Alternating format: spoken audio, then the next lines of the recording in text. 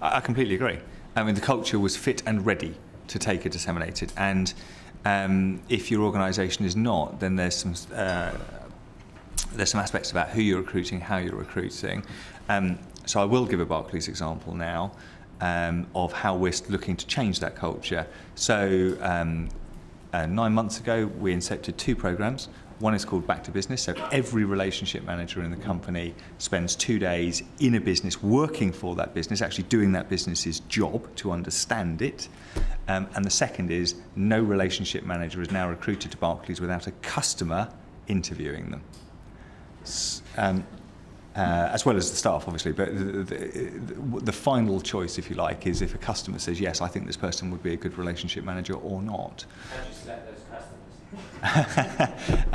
There's a cross-reference thing about pulling them out, and they're not by the relationship manager that's about to work for them, would be the answer to that. But the point I'm trying to demonstrate, I suppose, is I would recognise that you do need a material cultural change to then subsequently provide that license for people to execute on your customer experience as you've designed it, yes.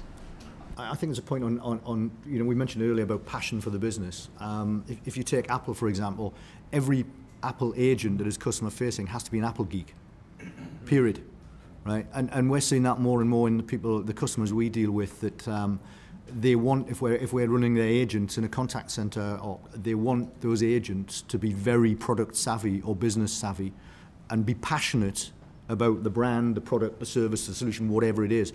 So I think we're at the front end of the wave of a huge cultural shift, and I think lots of organisations actually don't recognise that it has to be around the passion for those products and services that they then put out. It's this license back out into the customer land. Everyone has to have a license to engage, but passionately.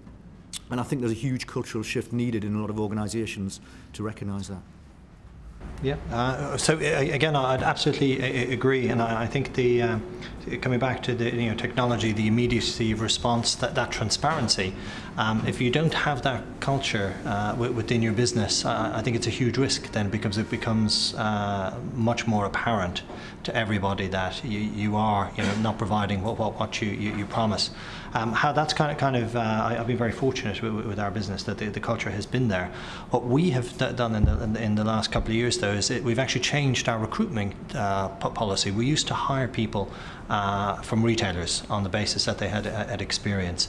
Now our shift is we're hiring people with attitude, customer-based attitude, and we're picking people up from hospitality industry because they already come. They mightn't have the retailing skills, but guess what? We can give those to them, but they have to have that that in their DNA almost.